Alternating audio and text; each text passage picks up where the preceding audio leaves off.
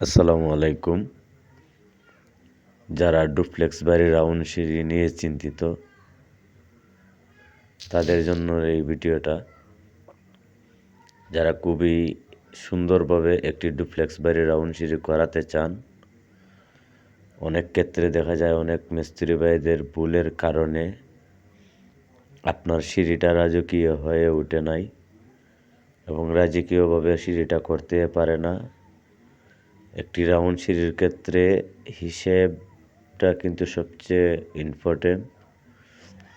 যদি আপনি হিসেব না জানেন তাহলে অবশ্যই আপনি রাউন্ড সিঁড়ি মিলাতে পারবেন না। আর যদি আপনি হিসাব জানেন, এক্ষেত্রে আপনার রাউন্ড সিঁড়ি করতে খুবই সহজ হবে। যারা এগুলা কাজ করেন তাদের তো অবশ্যই ধারণা আছে। অনেক মিস্ত্রি ভাইয়েরা আছে এগুলার কাজ বুঝে না, এবং এগুলা কাজ যদি করে তাহলে এক্ষেত্রে দেখা যায় প্রতিটা ধাপ এক লেভেল হয় না, প্রতিটা হাইট এক লেভেল হয় না। আমরা ওইভাবে যে রাউন্ড সিঁড়ির কাজগুলো করে থাকি, দেখেন সম্পূর্ণই কিন্তু কাঠের শাটারিং। কাঠ কেটে রাউন্ডগুলো মিলিয়ে কিন্তু আপনার কাজগুলা করি। এখানে আমরা দেখেন রটের যে বাইন্ডারগুলো দিছি সেটা হচ্ছে 12 mm 4 ইঞ্চি পরপর। বাইন্ডারের রডগুলা 10 mm, যেটা 3 সুতা এবং 4 সুতা বলি। দুই ধরনের রডগুলা কিন্তু রাউন্ড সিঁড়ির মধ্যে দেওয়া হয়, এবং ওইখানে চাইলে আপনি 16 মিলি দিয়েও করতে পারেন। 16 মিলি দিলে পর আপনার খরচটা বাড়বে। 12 মিলি দিয়ে করলে আপনার খরচটা কমবে। এখানে আপনার 2 বাইনের রড হবে, আর রডগুলা কিন্তু অবশ্যই জোড়া দেওয়া যাবে না। যেমন প্রতিটা রডে কিন্তু লাগ রড রাউন্ড করে কিন্তু এখানে বাধাই করতে হবে। আর আপনি যদি জোড়া দিয়ে করতে চান, জোড়া দেন রডের মাঝে, তাহলে আপনার সিঁড়িটা সঠিক হবে না। সিঁড়িটি করে দিলাম আপনার আগের নিচতলার মধ্যে একটি সিঁড়ি করছিলাম, যেমন এখন দ্বিতীয় তলার জন্য সিঁড়িটি করা হয়েছে।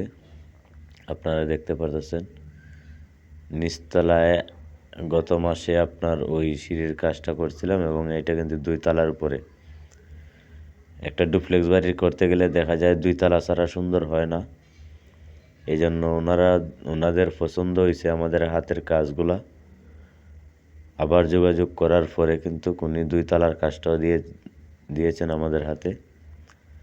সব কিছুই কিন্তু এখানে ইউটিউবের মাধ্যমে যারা ওই ধরনের রাউন্ড সিঁড়ির কাজ করাতে চান, বাংলাদেশের যে কোনো জেলায় গিয়ে রাউন্ড সিঁড়ির কাজগুলো আমরা করি।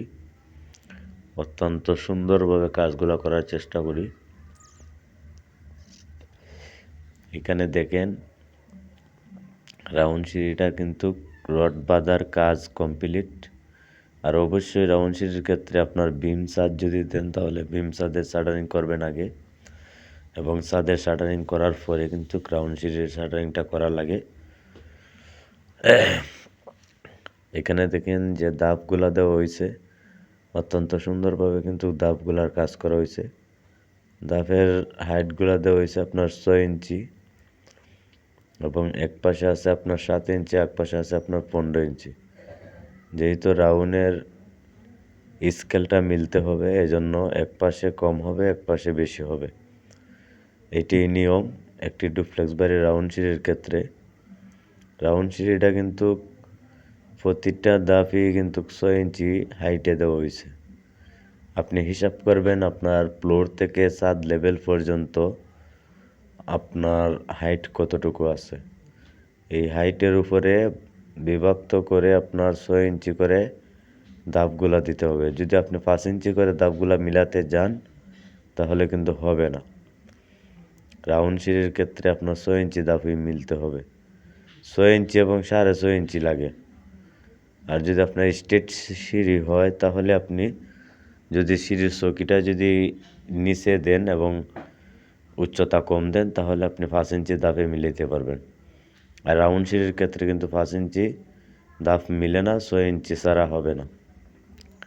যারা 6 ইঞ্চি ধাপ দিয়ে করেন তাদের অবশ্যই ধারণা আছে, এবং যদি 5 ইঞ্চি ধাপ এবং 5 ইঞ্চি ডালার হাইটগুলো দিতে চান তাহলে কিন্তু আপনার জায়গা আরও অনেক প্রয়োজন হবে। যেমন হঠাৎ করে আপনি রাউন্ডটা মিলাতে পারবেন না এবং হঠাৎ করে কিন্তু সিঁড়িটার কাজও মিলাতে পারবেন না। এখানে অনেক মাপকাঠির বিষয় আছে। এই জন্য যারা কাজগুলা করেন A to Z কাজটা বুঝতে হবে। যদি বুঝতে অসুবিধা হয় তাহলে কিন্তু আপনি ধাপগুলো মিলাতে পারবেন না। এবং রডের সেকশনগুলো দেখতে পাচ্ছেন 2 জালি দিয়ে কিন্তু রডগুলো দেওয়া হইতেছে। এবং যদি আপনি সিঁড়ির মধ্যে লাইটিং করেন তাহলে আপনি ঢালাই দেওয়ার আগে শাটারিংয়ের পরে লাইটিং করতে পারেন। অনেকেই অনেক ধরনের লাইটিং করে, এজন্যই বলছি। তো ধন্যবাদ। যদি ওই ধরনের সিঁড়ির কাজ করাতে চান স্ক্রিনে দেওয়া নাম্বারের সাথে যোগাযোগ করতে পারেন। এই সিঁড়িটি আমরা করে দিচ্ছি আপনার ব্রাউনবাড়িয়া আখাউড়াতে, নিচতলা এবং দ্বিতীয় তলা।